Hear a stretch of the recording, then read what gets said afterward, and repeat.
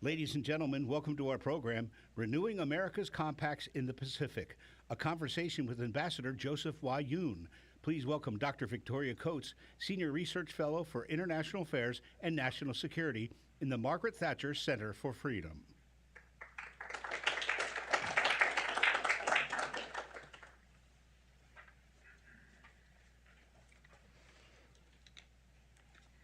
Good afternoon, everyone. Thank you for joining us at this event, and welcome to the Heritage Foundation. I am indeed, as advertised, Victoria Coates, currently a Senior Research Fellow in International Affairs and National Security here at Heritage.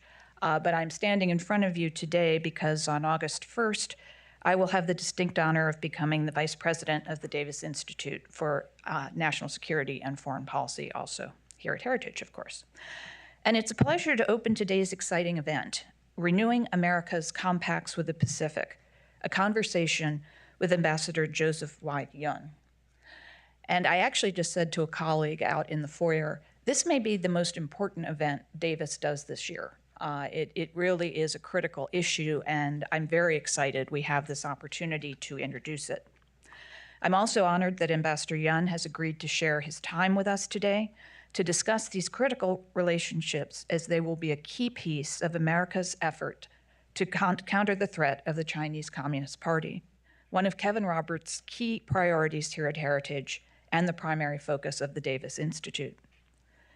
Today, Congress faces a once-in-a-generation opportunity to secure America's advantageous position in a key corner of the Pacific for another generation by renewing and funding the Compact of Free Association Agreements.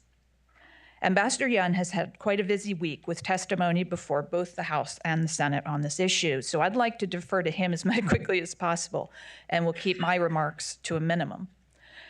My reaction when Jeff and Andrew introduced me to this project was, finally, here is an example of how American foreign assistance should be deployed.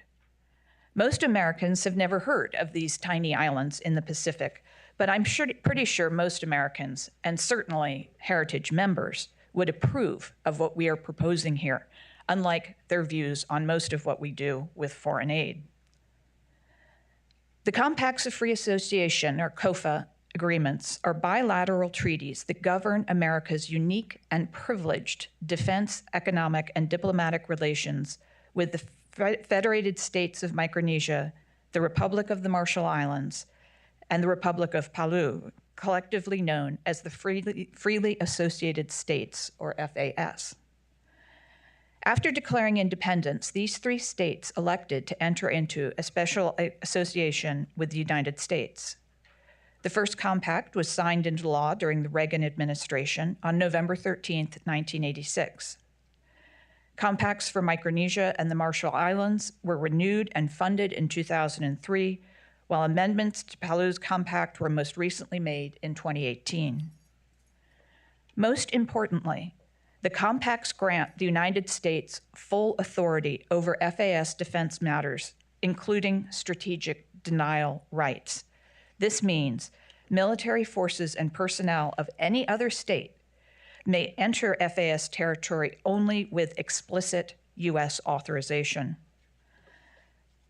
The special defense relationships the U.S. enjoys with these COFA countries offer significant geographic advantages. I can't see it. Is the map there? Okay, here's a map that puts things in perspective, and I'm very used to this because I'm an art historian, so the images always go awry. The FAS lie within the Micronesia subregion of Oceania, which includes Guam and the Northern Mariana Islands, which are U.S. territories. The FAS are thus a critical point between the U.S. and the Western Pacific. Taiwan, for example, is roughly 7,000 miles from the West Coast and 5,000 miles from Hawaii, but less than 1,500 miles, or a 4-hour direct flight, from Palau. Ominously, China is increasing activity in this region. In 2022, China and the Solomon Islands signed a security agreement that allows the Solomon Islands to request the deployment of Chinese military personnel during loosely defined civil unrest.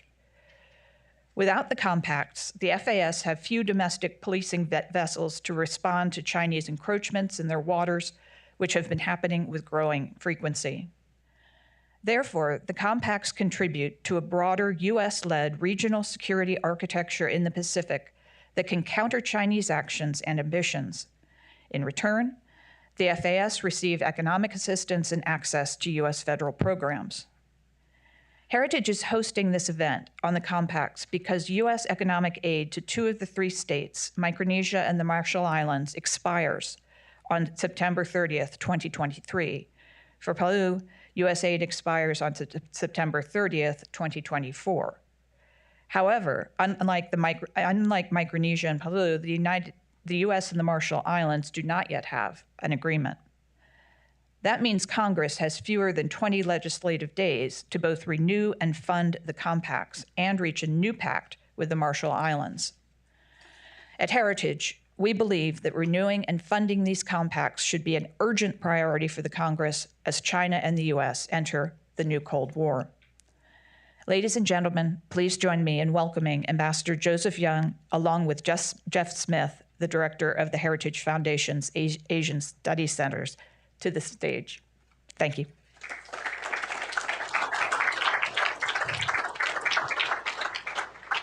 Thank you, Dr. Coates. Thank you. Thank you so much for that great introduction, Victoria. Thanks to everyone in the audience for coming out today. Special thanks to Andrew Harding, a research assistant in our Asian Studies Center, who really has been the catalyst for all of our work on the Pacific Islands the last few months. Andrew has taken a leading role in organizing a number of private discussions and public events to highlight the importance of these Pacific Island countries, the importance of these COFA agreements, and the need to get them funded and approved in a timely manner.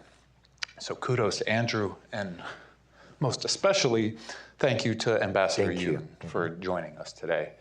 Ambassador Yoon has had a distinguished career in the Foreign Service, joining in 1985, serving in a diverse number of locations across Asia, in Seoul, Bangkok, Hong Kong, Indonesia, later as U.S. Ambassador to Malaysia from 2013 to 2016, then as Special Representative for North Korea policy during the Trump administration, and most recently as the Special Presidential Envoy for compact negotiations with the COFA countries. I've witnessed Ambassador Yoon in action firsthand these last few months, setting a frenetic pace in order to get these agreements completed and ideally funded and approved by Congress. And so it's a great pleasure to bring him here today to bring this discussion and this issue more out into the open for a public audience, because it is vitally important to the United States, to these countries, and to our posture in the Indo-Pacific as we contend with China's rise. So we're going to have a conversation for 20 or so minutes before opening it up to the audience. Look forward to your questions. And I thought maybe we could kick it off. Victoria gave a great background on this topic, but I thought we could give you a few minutes to go into a little more detail about the special relationship the United States has had with these three Pacific Island countries and why we're renegotiating these special compacts. Thank you very much, Jeff, and thank you, Victoria, for those remarks. And before I begin, I wanted to, we have Peter Rosenblatt here, Ambassador Rosenblatt, who was actually the first negotiator and to negotiate the compacts.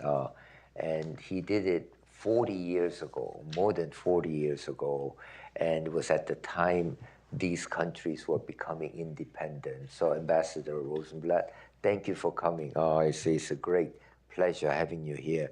So if you have a lot of tough questions, we should be asking him. I would say, really, what's happened over the last 40 years since Ambassador Rosenblatt was involved is that importance of COFA states were enormous at that time.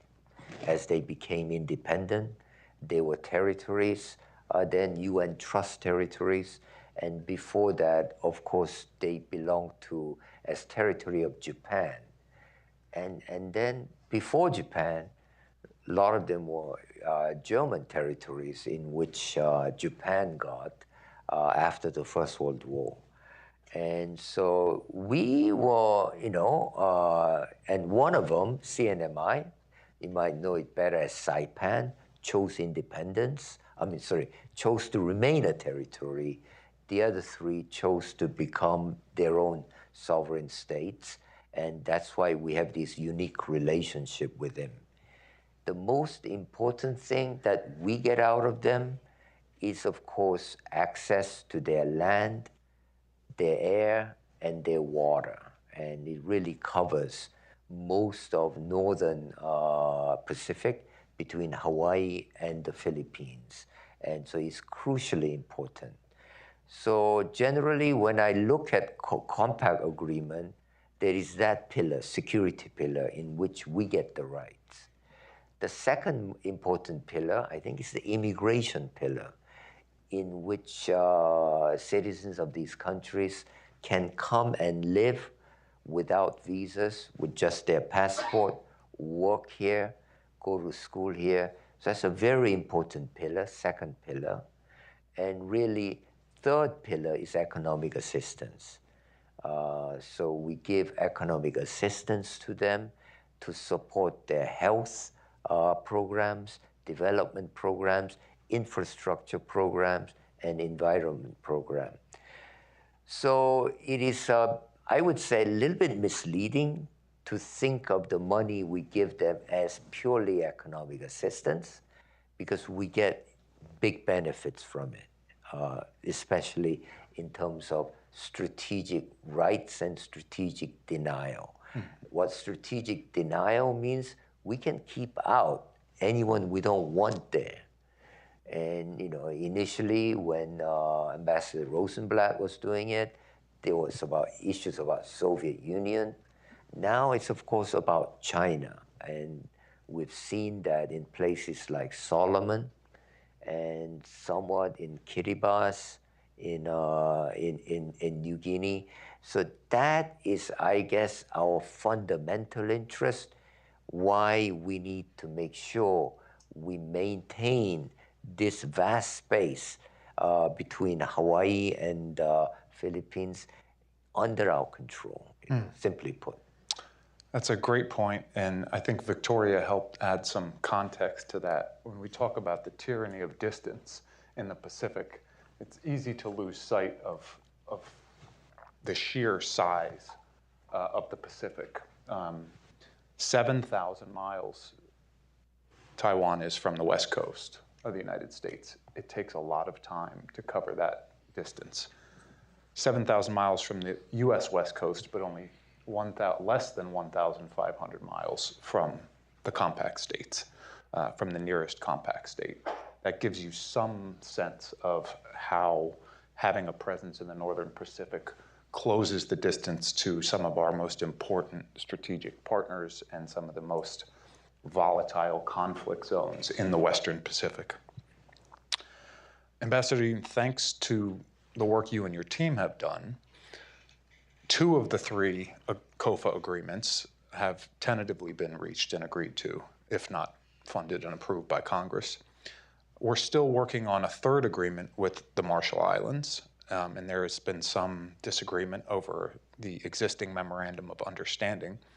Could you explain the current state of those negotiations and whether we're likely to reach an agreement soon? Yeah. So earlier this year, we did reach an agreement with the Marshallese government on how much the top line amounts would be, how much the economic grant, trust fund, and so on would be. And so it became a bit of an issue when the negotiator, who's foreign minister at the time, went back. So it's I would say we're very close to an agreement. I think, to be frank with you, there are internal domestic political problems there, or not problems, developments there, including elections coming up in November. So various groups are somewhat posturing, with the compact as a kind of political football there. So I do expect them to agree. So what we've done in our legislation proposal is that, of course, have the agreed ones, FSM and Palau, set aside as money that's needed, but also include the memorandum of understanding we signed earlier this year, the top line agreement, and include that. So make sure there is place for them in the legislation that I hope will be enacted, so that when we do reach an agreement, then the money is there. I do expect, and I'm very hopeful, that we can reach an agreement in reasonably short time, weeks, and so on. So I think we're very close to an agreement with the RMI. Mm-hmm. And we've heard in the introduction about this September 30th deadline. Can you expand a little bit on that, why that timeline is so important? September 30th is very important because that's the end of our fiscal year and also their fiscal year. And the current funding arrangement expires at the end of September. So there is no new funding. This is true for FSM and RMI.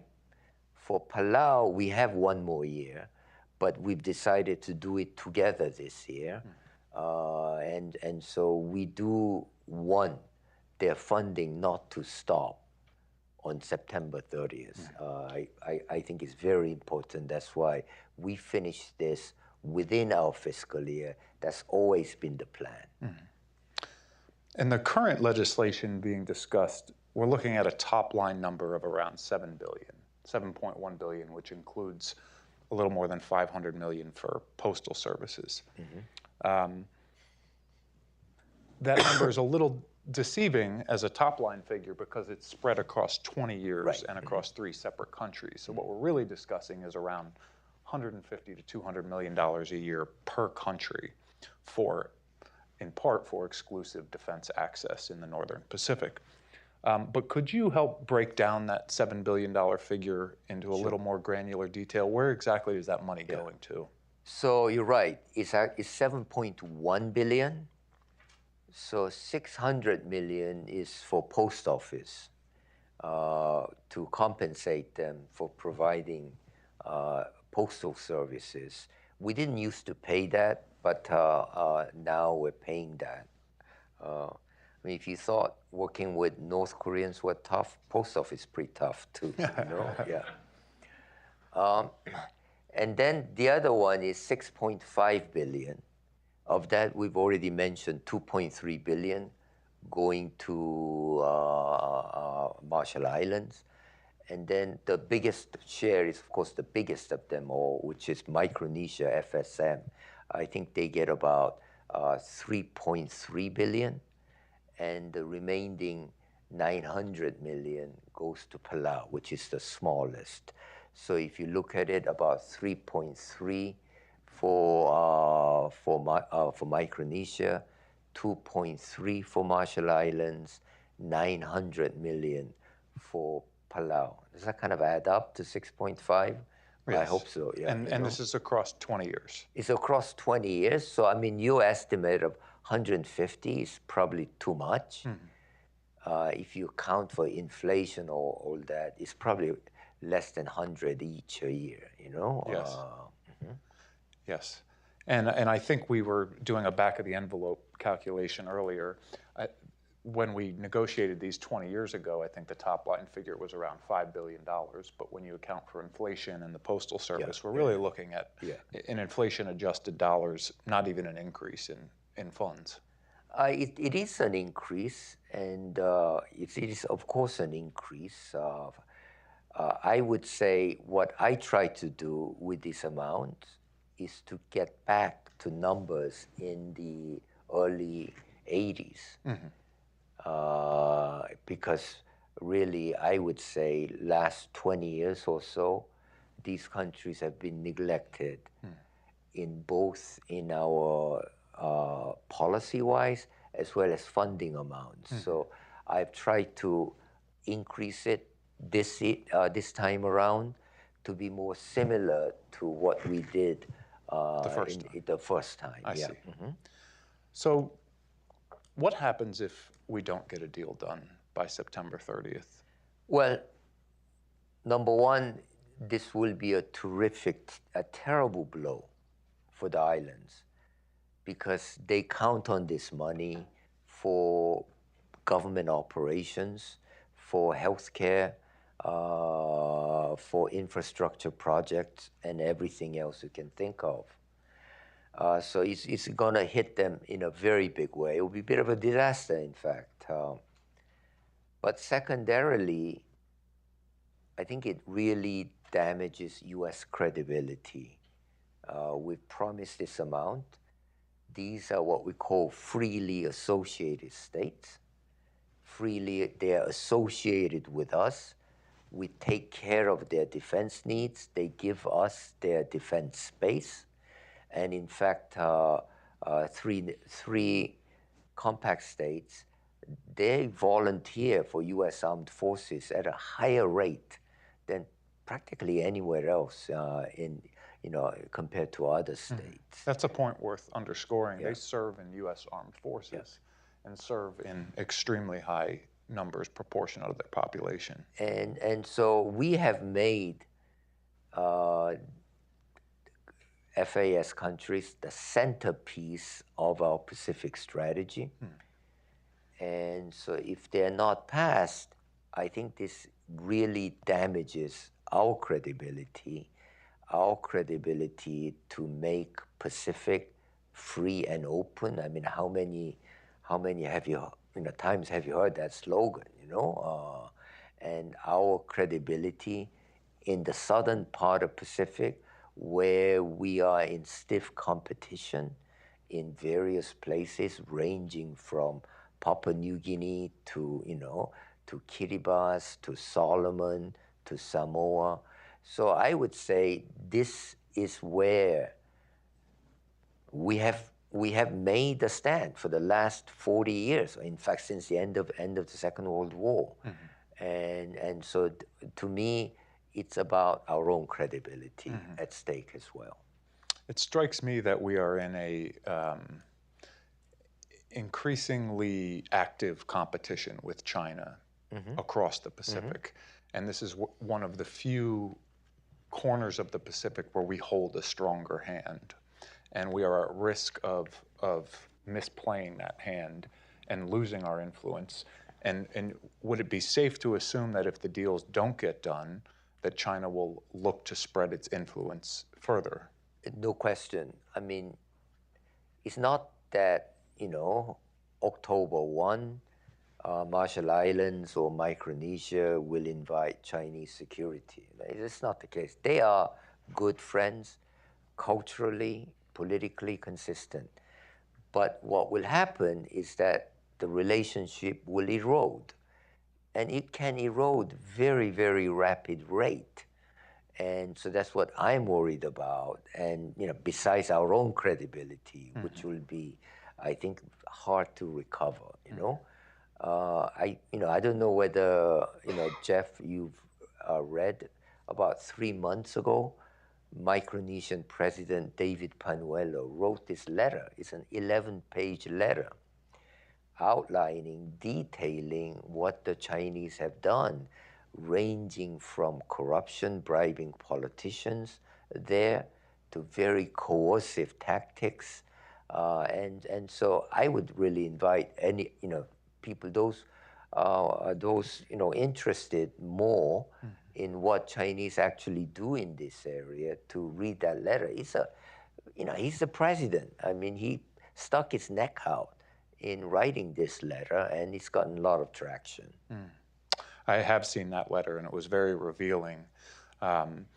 There's a lot of overlap with complaints we've heard in other countries about the way the Chinese are exercising their influence, using economic coercion, bribing officials, essentially trying to coerce regional countries to align with their foreign policy priorities. And I think it's safe to assume we could expect the same to happen if these Pacific Island countries were no longer part of the special compact. I mean, it's happening in terms of Chinese trying to gain influence. Most recently, our Department of Justice arrested 2 persons of Chinese origin who now have Marshallese passport, who were trying to make parts of Marshall Islands kind of, duty-free zone, free port zone for their own exclusive access. So it's a huge issue within Pacific Islands. These are small islands, economically very challenged, and so they are open to influence and open to essentially dollar money inducements. And I assume, having been such close partners with the U.S. for some time, they also don't have the requisite military capabilities to patrol their own waters and defend themselves if the U.S. were Besides not. few Coast Guard vessels, they have no military. Yeah. In fact, we are responsible for defending them.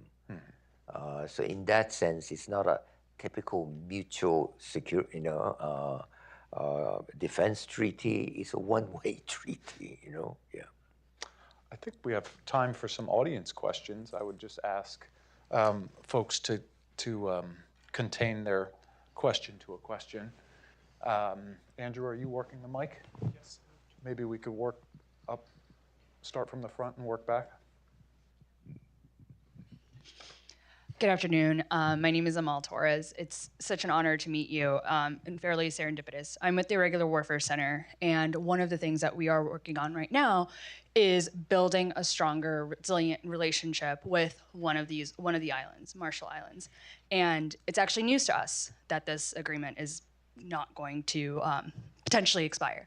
So my question to you is, what are some things that we can get ahead of, and what could this possibly mean for anything that we had plans when it comes to working with the Marshall Islands and other islands in the agreement? I'm sorry, I'm not quite sure. My question is, how would this affect any of the plans that we had as a Department of Defense to work with the Marshall Islands? If we weren't to reach agreement, would it impact other ongoing U.S. initiatives? If the agreement expires, how would this impact the DoD's relationship with the Marshall Islands?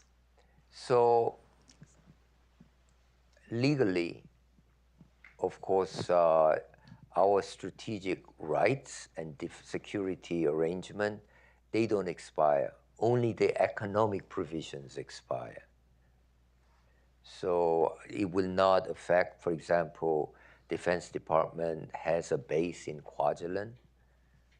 Nor would it affect any of our joint exercise, as well as other projects, and we have plenty of projects in Palau, as well as Micronesia. It's not going to affect those.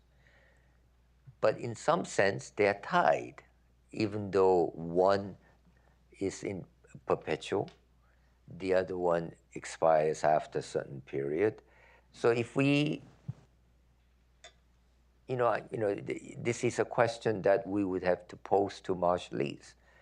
If we end the economic side, what impact does it have on our security arrangement? We're not going to go there yet, obviously, but I think it will impact their confidence in us. It will impact, of course, their own domestic well-being. So it's not good news in that front, which is why we really need to see enactment by end of September.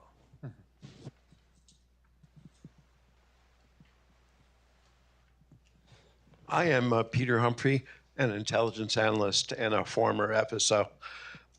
Wondering if there's a separate pot of money for nuclear medicine, and are there provisos in there which essentially forbid the Marshallese or Palauans from arranging permission for Chinese fishing boats and ferromanganese miners to work in their territories? There is nothing that forbids. I mean, these countries, of course, have their own mine. We don't possess their mining rights. We don't possess their territories. They are the possession of each of these countries, and their resource is for them to develop, by themselves, whether it's fisheries, maritime resource, or land-based resource.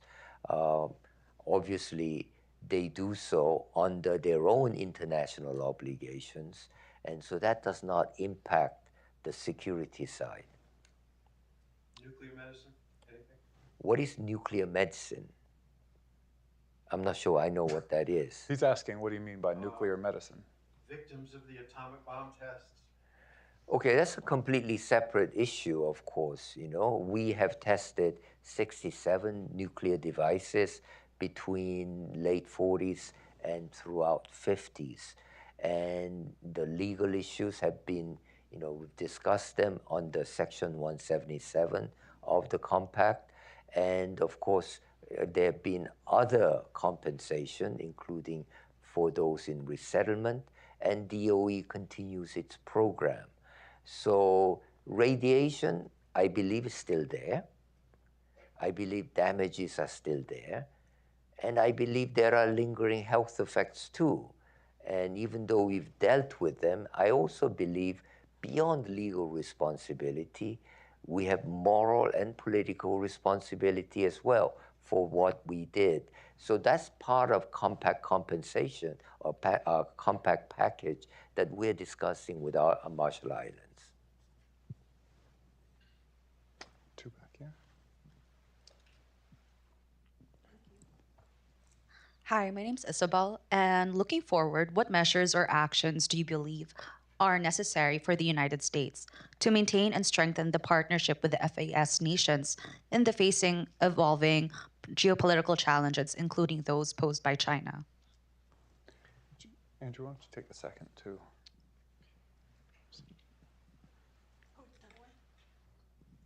Hi, my name is Laurel Schwartz. I am a writer for the China Project, and I also recently returned from Beijing, where I was the principal of Canadian Chinese schools.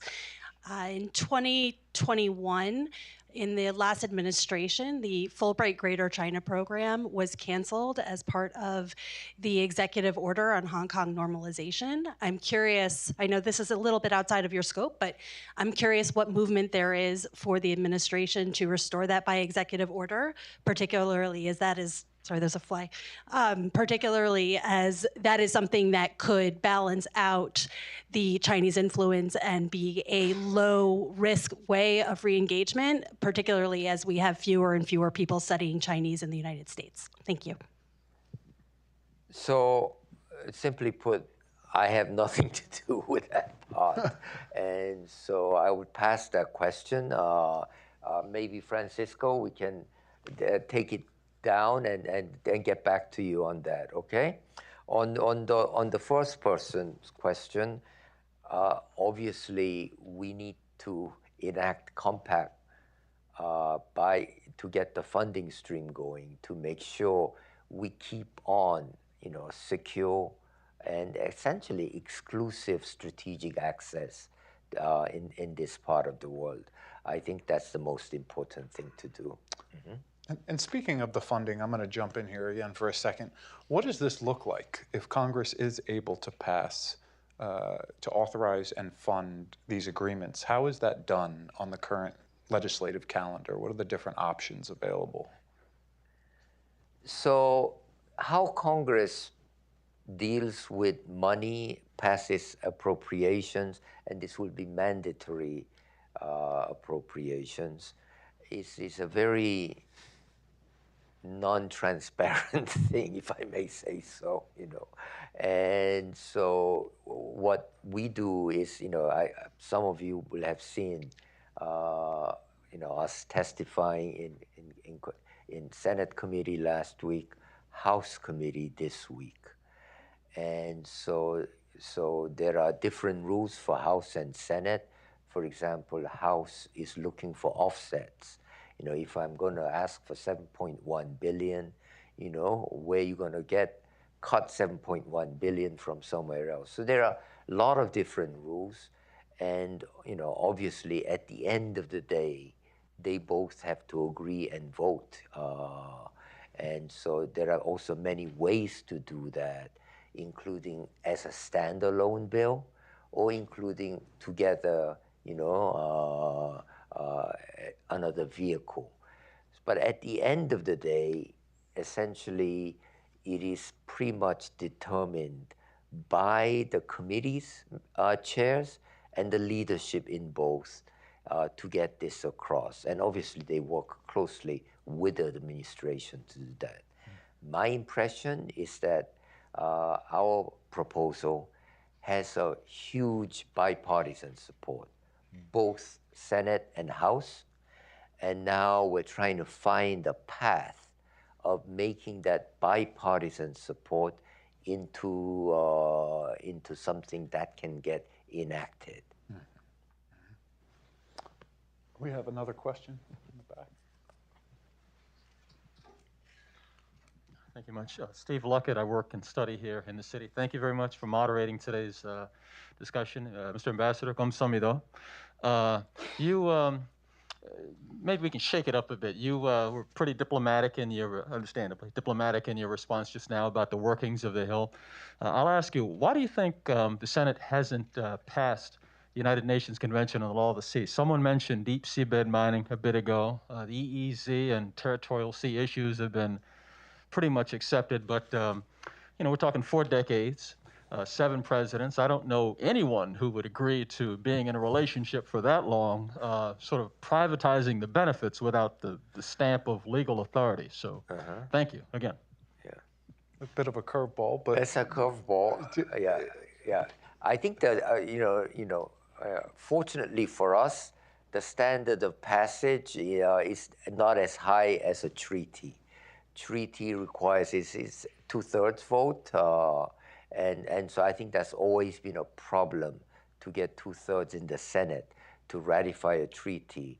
For us, all we need is a majority. So so I hope we get there. I mean, quite honestly, this is a very general question. There are a number of things that has not been ratified, including, for example, membership, in a lot of arms control treaties. So treaties are notoriously difficult to pass. I mean, that's my own personal general impression. For Law of the Sea, I'm sure there are other more specific issues why, over a third of senators would object, Do you have any views, Jeff, on that? no.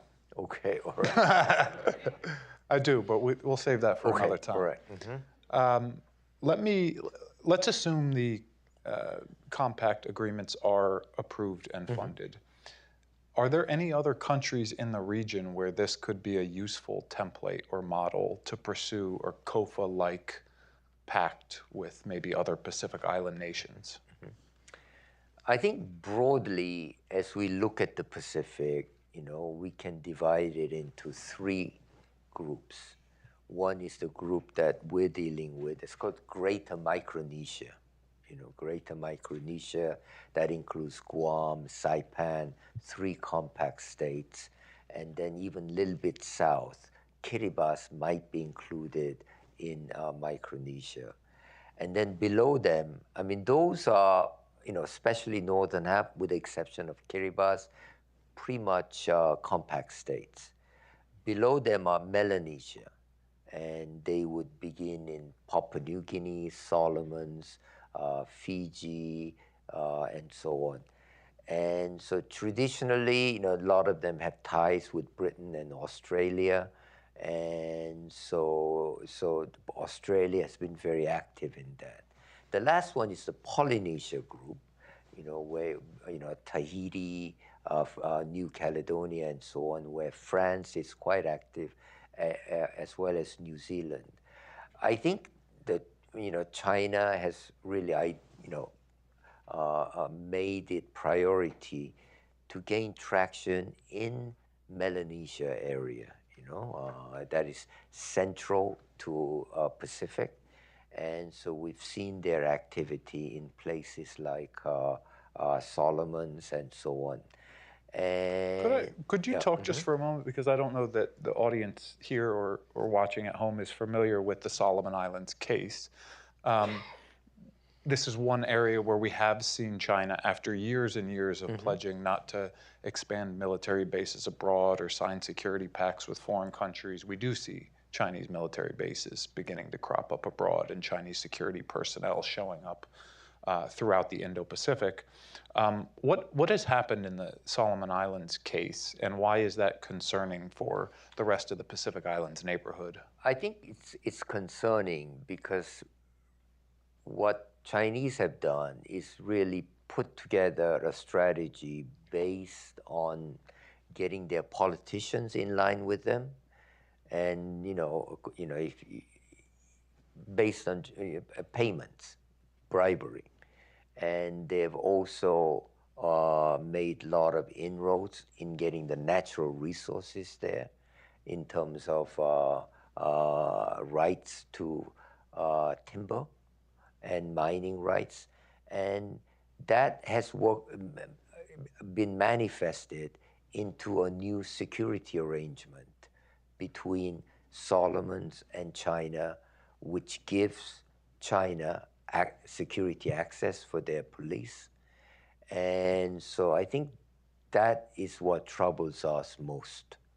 And did we also see diplomatic switch in recognition? We saw diplomatic recognition switch, I think a few years ago, from Taiwan to Beijing. Yes. And so this is pretty much, I would say, tactics of China in the region, and this is what we need to push back against. I think we're maybe have time for one last question. Okay. Thank you, Ambassador, for your presentation. My name is Aaron. My background is more on ASEAN, but I'm just curious to what extent, because in the briefer does mention that the president's cancellation, the visit to Papua New Guinea is quite something, right? It's a diplomatic, absence from the region. Like, I was just curious, is it an issue that the Pacific Island nations have raised with you about, is there a lack of senior level engagement, or like what kind of engagement did they decide further? I think when we talk about, a commitment of another country to a region and so on, really there are two things that comes to mind. One is, how much resource are you spending? That is really a test of, how much do you care, Second is political capital. How much political capital are you expending? And that's obviously high-level engagement, and cultural engagement, media engagement. And so this, I believe, is what the Pacific wants. I would say, in terms of culturally and historically, they have very, very pro-US leanings.